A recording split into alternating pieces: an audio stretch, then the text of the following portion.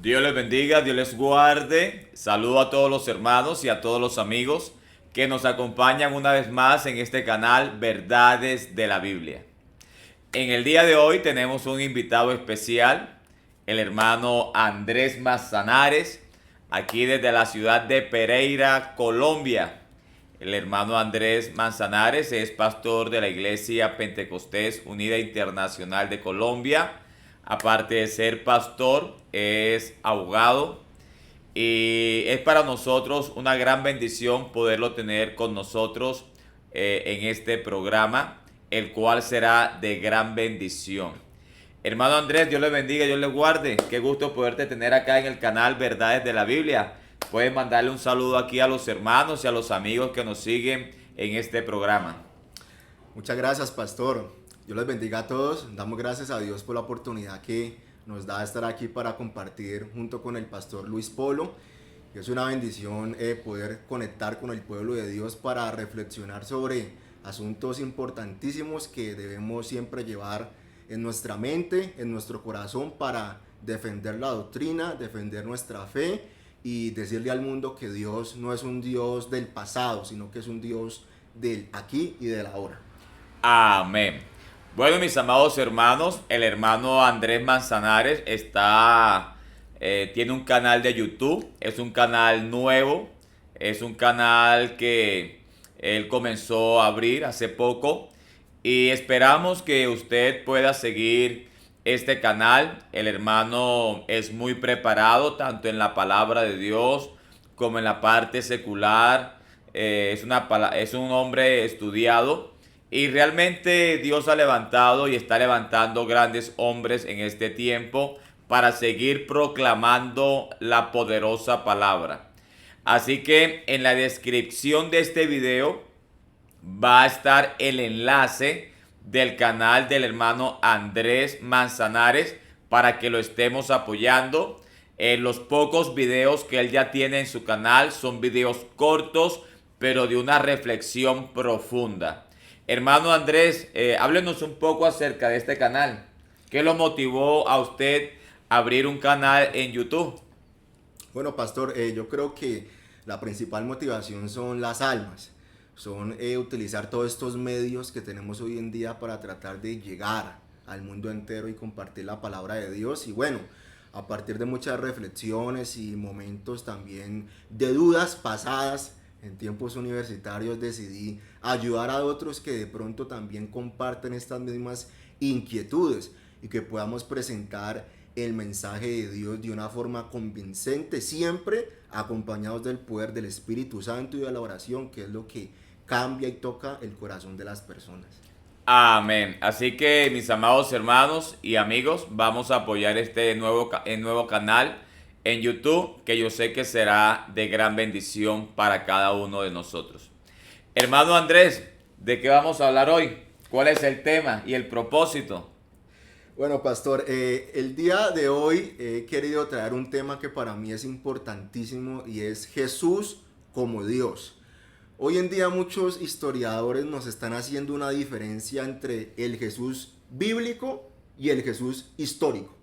Y nos están diciendo, no, venga, un momentico, el Jesús bíblico es una cosa muy diferente del Jesús histórico, porque el Jesús que en realidad existió nunca dijo ser Dios, nunca dijo que vendría, nunca dijo que iba a resucitar, y son cosas que fueron inventos posteriores de sus discípulos en la desesperación porque resulta que su maestro murió, desapareció, y entonces ellos estaban muy tristes y crearon estos mitos. Pero la realidad es que nosotros, a la luz de la palabra de Dios y mirando solamente las palabras que se encuentran en las escrituras en boca de Cristo, podemos concluir que Él afirmó ser Dios, actuó como Dios y es Dios sobre todas las cosas. O sea que en otras palabras, según estas personas, hay un Jesús histórico porque hay evidencia de que existió, pero hay como un Jesús mitológico y es donde los apóstoles crean un Jesús, le añaden superpoderes, lo exaltan, lo hacen divino y lo colocan en una posición que jamás tuvo. Entonces, en el día de hoy vamos a hablar un poco acerca de este tema y será de gran bendición para cada uno de nosotros. Así que, hermano Andrés, adelante, vamos a compartir un poco acerca de esta temática y también nuevamente quiero saludar a todos los hermanos, a todos los amigos que nos acompañan. Gloria al Señor. Quiero también invitar a todos los hermanos y amigos a que no se pierdan un próximo debate que estaré realizando en la ciudad de Bucaramanga el 21 de marzo de este presente año 2022 con el apologista católico trinitario Guido Rojas. Será un debate formal, académico, de altura. Le mandamos un saludo al apologista Guido Rojas y estaremos los dos en un escenario compartiendo la palabra del Señor, donde mi postura será defender, exponer y explicar la unicidad de Dios. De tal manera, no se pierdan este próximo debate porque será de gran bendición. Adelante, hermano Andrés, compártanos lo que Dios ha colocado en su corazón. Muchas gracias, pastor. Bueno, podemos comenzar diciendo que aquellos que niegan la divinidad de Cristo se enfrentan al grave problema de confrontar el hecho de que los discípulos adoraron a Jesús como Dios, cosa que nosotros hacemos hoy en día porque creemos que Jesucristo es el único Dios. Reputados eruditos bíblicos como Larry Hurtado han dicho que la creencia de que Jesús es Dios estaba fundamentada incluso 20 años después de la muerte de Cristo. Esto es muy importante porque los mitos necesitan un tiempo para evolucionar. Los mitos en la historia no nacen en un transcurso de 5 o 10 años, sino que es un cúmulo de épocas y de personas que poco a poco van puliendo los mitos. Y nosotros, por ejemplo, hoy en día tenemos a Homero. Hay algunos incluso expertos en literatura que dicen que no saben si Homero en realidad existió, sino que todas las tragedias y los escritos de este intelectual griego fueron pulidas por muchas personas a lo largo de la historia y se crearon bajo el nombre de Homero y son lo que nosotros conocemos hoy como parte de la literatura griega. Pero en realidad el hecho de que se haya adorado a Jesús como Dios en los evangelios es algo que sucede inmediatamente después de la resurrección de Jesucristo. Entonces no hay un fundamento sólido para que muchas personas prediquen de que los discípulos se inventaron el mito, sino que, como lo vamos a ver, es a partir de hechos objetivos y de afirmaciones del mismo Cristo. Y lo más importante que vamos a ver al final, a partir de la resurrección de Cristo, que ellos predicaron y tuvieron la convicción firme de que Jesús es Dios. Hay algo importante de lo que nos está diciendo nuestro hermano Andrés, y es que sí encontramos en la Biblia a personas que adoraron al Señor Jesús. Pero hay personas que dicen que la palabra adoración, que viene del griego proskuneo, no solamente significa adorar, sino significa postrarse. De tal manera, algunas personas consideran que Jesús no recibió realmente adoración como Dios, sino que sencillamente ellos se postraron, ya que en la cultura judía era normal que ciertas personas se postraran a sus reyes, a sus amos y gente de autoridad.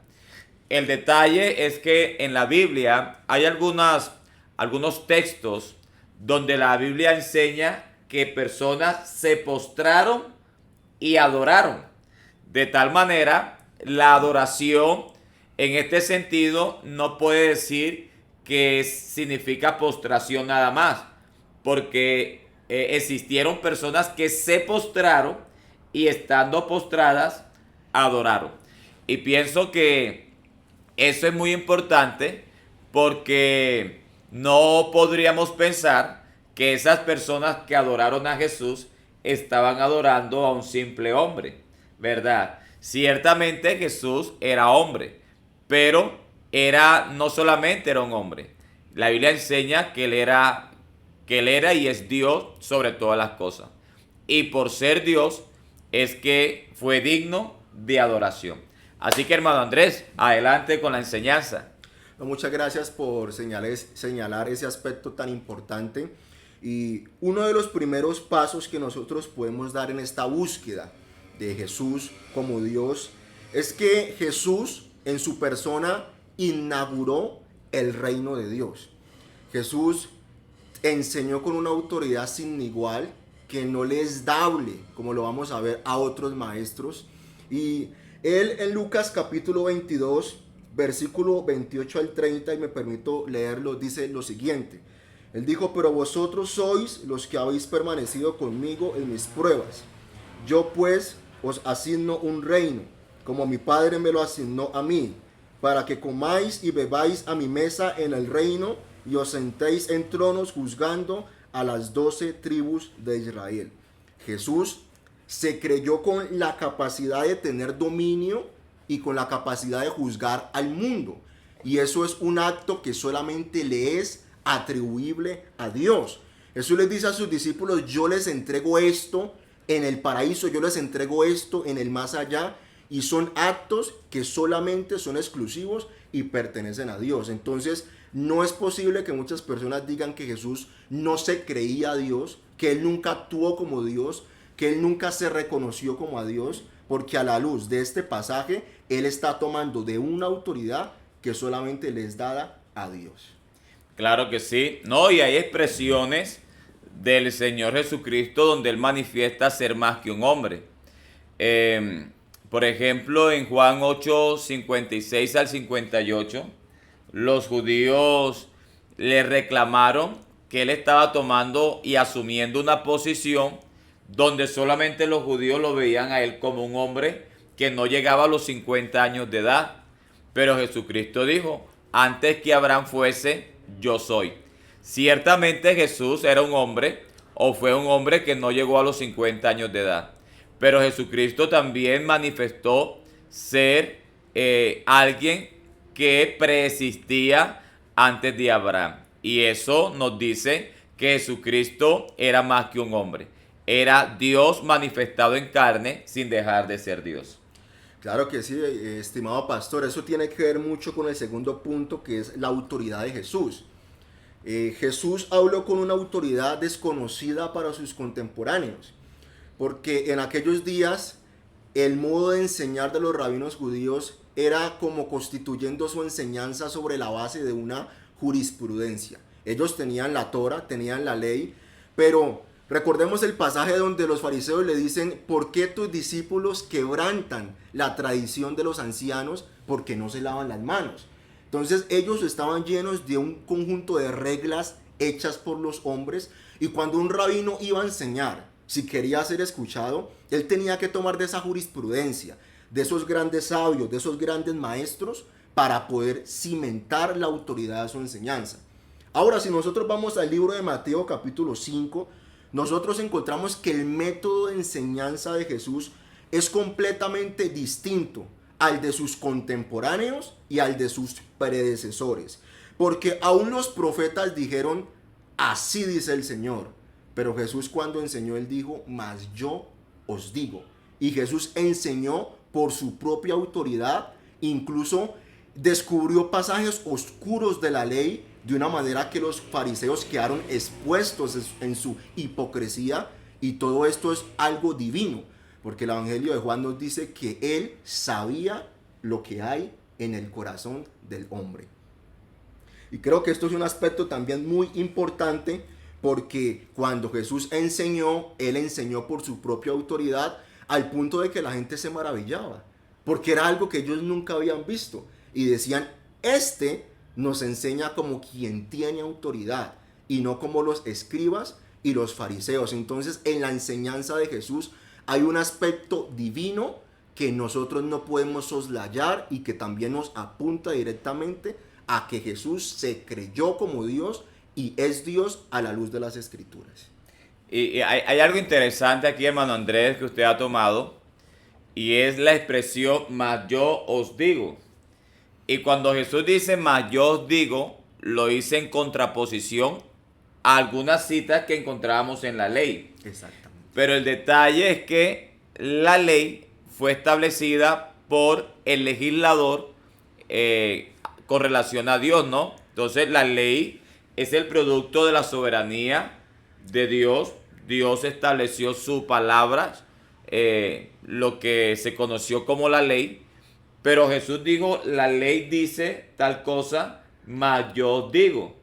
Entonces, eso más yo digo, Jesús está colocándose sobre la ley, ¿verdad? Y Él lo hace porque Él es el legislador de ella, ¿verdad? Y eso es algo muy interesante, porque ningún rabino se puede colocar sobre la ley. Más bien el rabino se coloca bajo la sombra de la ley.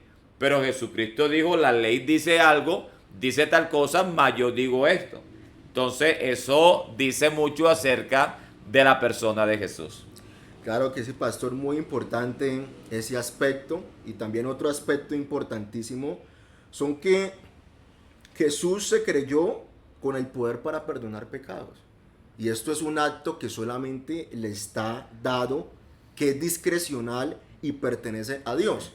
Cuando nosotros entendemos en las Escrituras de que Dios nos ha salvado por su gracia y que Dios perdona nuestros pecados, en realidad el que se siente ofendido es el único que tiene la capacidad de perdonar. Entonces, Dios Jesús no era un hombre ordinario, porque incluso antes de hacer un milagro, Él demostró que Él estaba estableciendo un reino espiritual y que su interés era restaurar el corazón del hombre, y en el final de los tiempos Él va a traer una restauración al mundo.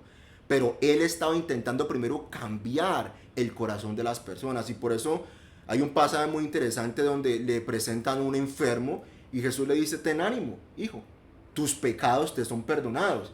Y entonces los fariseos, al oír esto, estaban entendiendo de que Jesús estaba tomando para sí una autoridad divina que para ellos era algo inconcebible. Esa escena es muy interesante. Quiero tomar un poco acerca de esa escena. El paralítico lo colocan, lo bajan sobre el techo, lo descienden. Jesús dice la Biblia, Jesús viendo la fe de ellos, la fe de aquellos que llevan al paralítico, y Jesús viendo la fe de ellos le dijo al paralítico, tus pecados te son perdonados. Cuando él dice esa palabra, tus pecados te son perdonados, los que estaban ahí consideraron que Jesús era un blasfemo. Exactamente. Porque para ellos el único que perdonaba pecados era Dios, refiriéndose entre otras cosas al Padre. Entonces Jesús hace una pregunta y Él dice, ¿qué es más fácil? Decirle a este paralítico, tus pecados te son perdonados, o decirle, levántate, toma tu lecho y anda.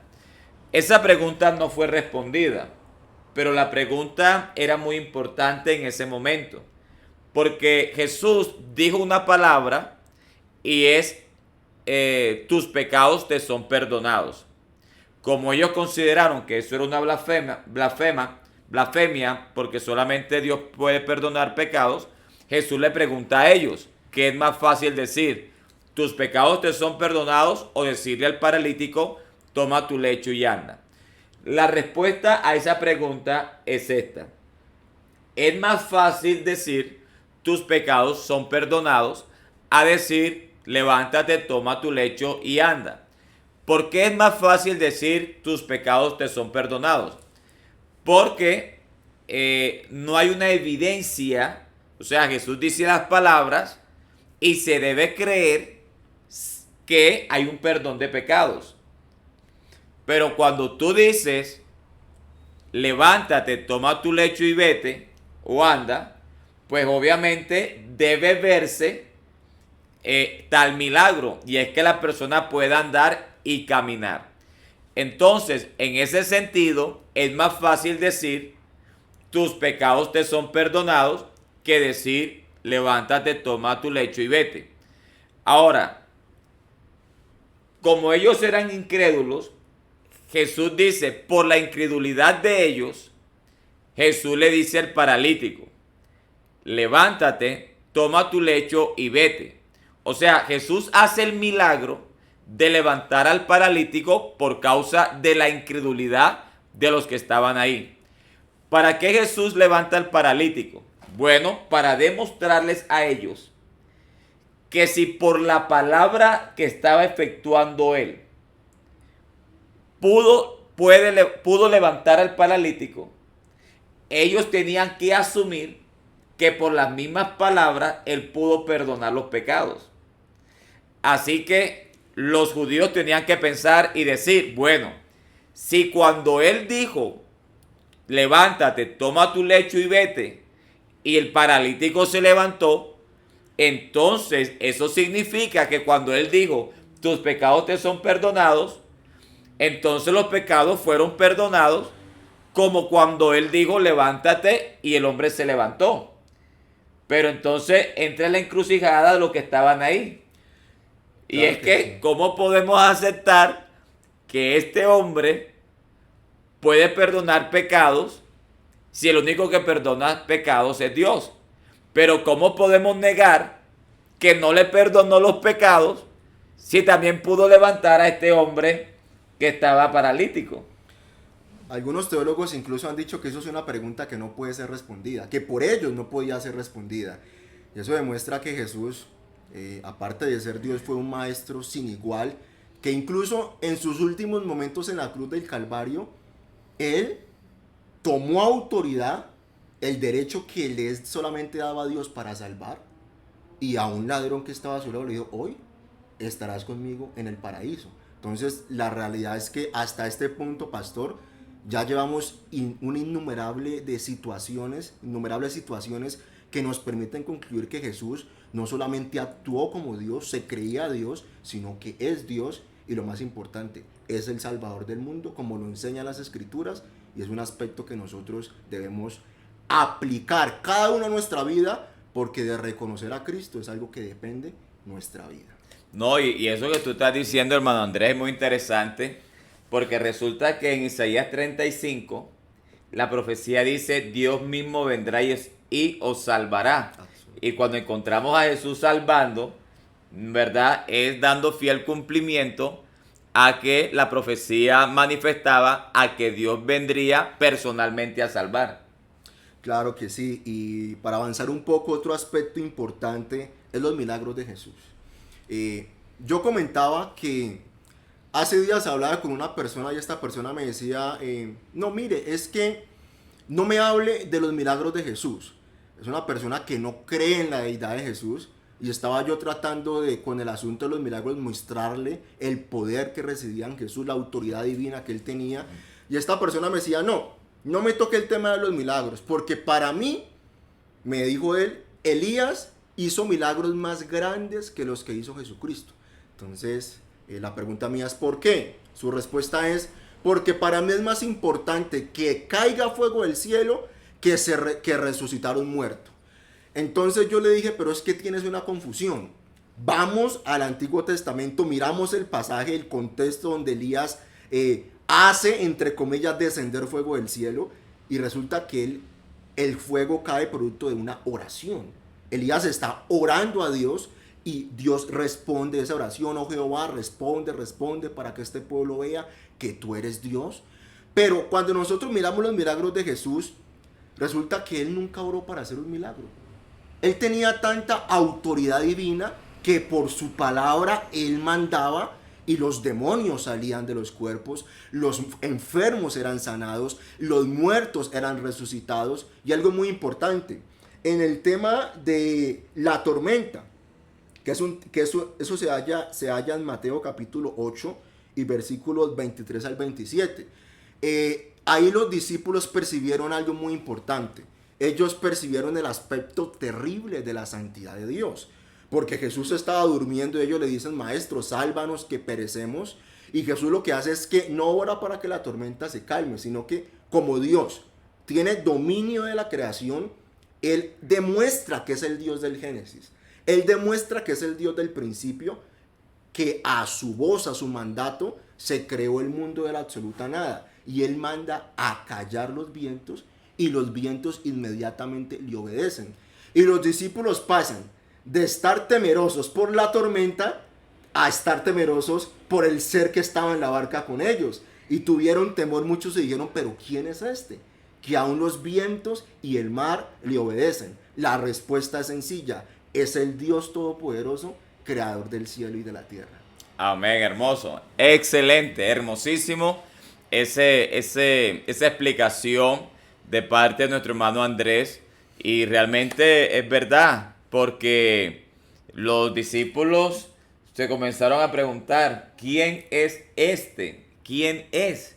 ¿Quién es que aún el viento y la mar le obedecen? ¿Verdad que sí? Y es algo extraordinario. Y realmente nuestro Señor Jesucristo es el único Dios de la Biblia. Es el único Dios. Pues la Biblia nos enseña que hay un solo Dios. Si la Biblia nos enseña que hay un solo Dios y Jesucristo es Dios, entonces Jesucristo es ese solo y único Dios. Adelante, hermano Andrés. Hay otro aspecto muy importante y es su resurrección entre los muertos. Cuando hablamos de la resurrección de Jesucristo, hay muchas personas que creen que es un asunto que simplemente nosotros decidimos aceptar por la fe y que no hay aspectos objetivos a la luz de la historia, y hablando del derecho donde nosotros utilizamos métodos para probar algo que nos permiten concluir que realmente Jesús resucitó de entre los muertos. Ahora, hay personas que dicen, Jesús no resucitó de entre los muertos porque los muertos no resucitan, porque los milagros no existen. Yo no creo en los milagros, yo no creo en la fe. Pero en realidad cuando las personas hacen este tipo de afirmaciones, están incurriendo en un argumento circular y están haciendo una auténtica declaración de fe. Porque el hecho de que yo no haya visto que suceda algo en este mundo material no significa que no puede suceder. Máxime cuando Dios existe y Dios es todopoderoso y Dios puede decidir en un momento determinado soslayar las leyes que Él mismo creó.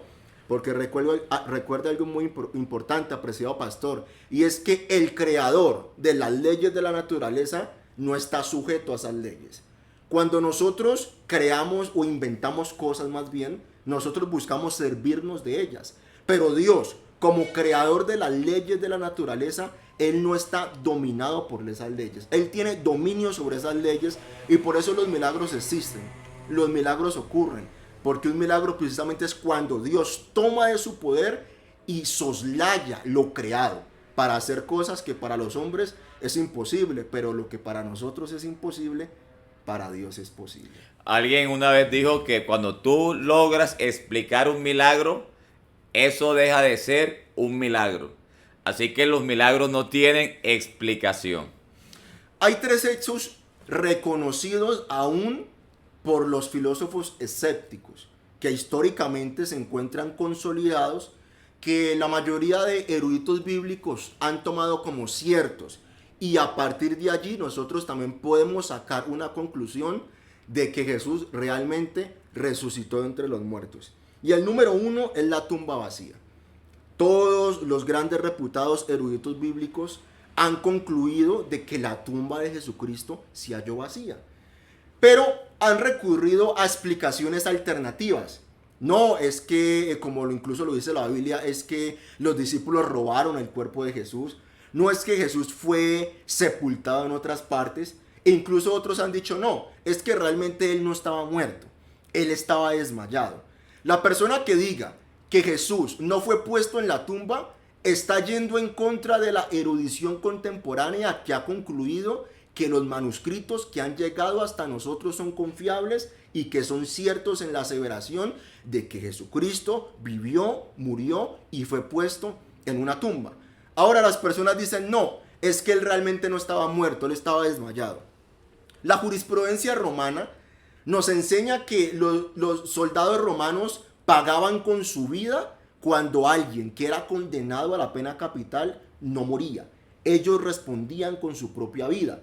Y la Biblia nos señala asuntos como la lanza en el costado, que efectivamente prueban que Cristo estaba muerto, que él había fallecido en ese momento.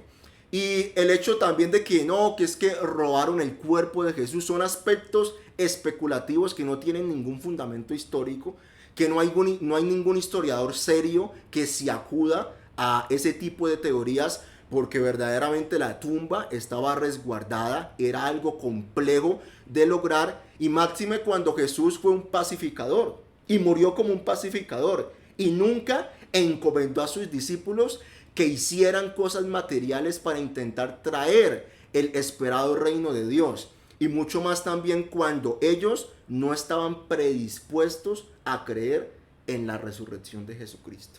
Y eso es un aspecto muy importante, porque si ellos hubieran estado predispuestos, hubieran hecho muchas cosas. Pero nosotros, por ejemplo, notamos en la Santa Cena que Jesús hacía afirmaciones que los discípulos no entendían. Jesús dijo: es tiempo el que tiene su espada la tome. Y resulta que cuando llegaron los soldados romanos a apresar a Cristo con los sacerdotes y toda esa corte, Pedro sacó su espada. Pedro malinterpretó muchas cosas que Cristo estaba diciendo. Cuando Jesucristo dijo: es que Satanás está en medio de nosotros, es que hay cosas que están aquí, que están sucediendo. Los discípulos no entendían eso. Cuando Cristo le dice a Judas: lo que vas a hacer, hazlo pronto, los discípulos estaban pensando que Cristo lo estaba mandando a hacer algo de la tesorería. No estaban como discerniendo la batalla espiritual y los eventos importantísimos que estaban sucediendo. Entonces no es cierto que los discípulos estaban predispuestos a creer en la resurrección, porque muchas de las afirmaciones que él hizo, ellos las entendieron mucho después, como cuando Jesucristo le dijo a Pedro y le dijo a muchos otros: lo que yo hago no lo entiendes ahora, pero luego lo entenderás. Claro que sí, tanto es así de que cuando Jesús se les presenta a ellos después de la resurrección, en Marcos capítulo 16, les reprocha su incredulidad y dureza de corazón por no haber creído en aquellas personas que vieron a Jesús resucitado. Claro que sí, pastor. Y hablando de que ellos fueron testigos oculares, el apóstol Pablo en 1 Corintios capítulo 15, él pudo citar innumerables testigos. Y lo interesante es que 1 Corintios capítulo 15, según la erudición contemporánea, no supera los 20 años luego de la muerte de Jesucristo. Y por eso Pablo tiene la capacidad de decir: algunos hermanos todavía viven. Si usted tiene duda de la resurrección de Jesucristo, a ese tiempo, a ese siglo, Pablo les dice: yo los invito a que visiten estos hermanos, porque es que no han pasado 100 años, no han pasado 200 años, son personas que todavía están vivas y pueden dar fe de que Jesucristo efectivamente resucitó entre los muertos. Ahora hay personas que dicen: no, es que ellos estaban sufriendo alucinaciones. Ellos verdaderamente no estaban viendo a Cristo resucitado, sino que ellos lo imaginaron. Esto ha sido descartado por la erudición médica, porque no existen alucinaciones colectivas. Y lo más importante de los testigos es que las principales personas que dieron testimonio de que Cristo había resucitado fueron las mujeres.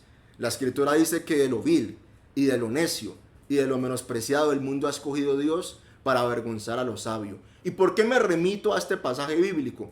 Porque el testimonio de una mujer en los tiempos de Cristo no era válido en los tribunales para acusar a otra persona. Solamente era válido el testimonio que un hombre daba contra otro hombre. Pero Jesús se presenta a mujeres, a personas que no tenían posibilidades de ser escuchadas en aquellos tiempos, y Él se presenta delante de ellas, y ellas dan testimonio de una forma que los historiadores no pueden explicar cómo las personas aceptaron que Cristo había resucitado, porque efectivamente ellos le estaban viendo. No, y creo que es una hermosa reflexión. Creo que esta temática es muy interesante. Dentro de este canal creo que es una temática nueva, un enfoque nuevo, y esto usted lo podrá ver en otra dimensión en algunos videos que el hermano Andrés Manzanares ya ha hecho en su canal. Por eso yo a todos los amigos y a todos los hermanos que siguen fielmente los programas de este canal, yo los invito a que apoyemos este nuevo canal del hermano Andrés Manzanares, y en la descripción de este video usted va a encontrar el enlace para que se dirija al canal del hermano Andrés Manzanares. Así que creo que con esta corta reflexión Dios nos ha iluminado, y creo que está haciendo y va a ser de gran bendición, no solamente para los hermanos y amigos que nos están viendo en estos momentos, sino todos aquellos que nos verán posteriormente. Hermano Andrés, ¿tiene que decir algo más? Para concluir, dos aspectos muy importantes rápidamente. Uno, el impacto de la resurrección. La Biblia dice que aún ni sus hermanos creían en él. Muchas personas no creían que Cristo había resucitado, y tenemos el ejemplo de Tomás, que al final lo reconoce como Dios. Y como tú nos hablabas ahora, no solamente lo adora, sino que se postra delante de él y le dice, Señor mío y Dios mío. Y el cambio de Saulo de Tarso. Saulo de Tarso, su vida está atestiguada por la erudición contemporánea de que fue un hombre real, que existió, y los historiadores no se pueden explicar cómo el máximo perseguidor de la iglesia se convirtió a Cristo, terminó proclamando a Cristo como su Dios. Y realmente el apóstol Pablo tuvo una experiencia sobrenatural, y por eso él dice, y luego se me apareció a mí como un abortivo. Él pudo ser testigo de que Cristo era real, de que había resucitado entre los muertos y de que era Dios. Juan capítulo 10, versículo 30 y 33. Jesús dijo, yo y el Padre uno somos.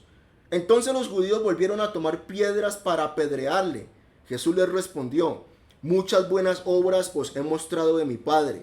¿Por cuál de ellas me apedrearéis? Le respondieron los judíos diciendo, por buena obra no te apedrearemos, sino por la blasfemia, porque tú, siendo hombre, te haces Dios. Y yo me pregunto el día de hoy, ¿cómo es posible que los judíos que hablaron con Cristo comprendieron que Él se estaba poniendo en el lugar de Dios? Y que a la luz de la resurrección, Él tiene todo el reclamo de ser Dios, y hoy en día todavía haya personas que digan que Cristo no creía que era Dios, que solamente fue un sabio, que fue un erudito, que fue un maestro importante, pero que no afirmó ser Dios. Claro que sí, y los judíos lo único que conocían de Jesús es que era un hombre, que era un verdadero hombre, pero que cómo era posible que él siendo el hombre se hacía Dios. Conocían a José, conocían a María, conocían a sus hermanos, y ¿de dónde tanta sabiduría del Señor? Así que realmente Jesús sí demostró que ciertamente Él era un hombre. Jesucristo nunca negó que Él no era un hombre. Él era un hombre. Él crecía en sabiduría, en estatura, en gracia para con Dios y los hombres.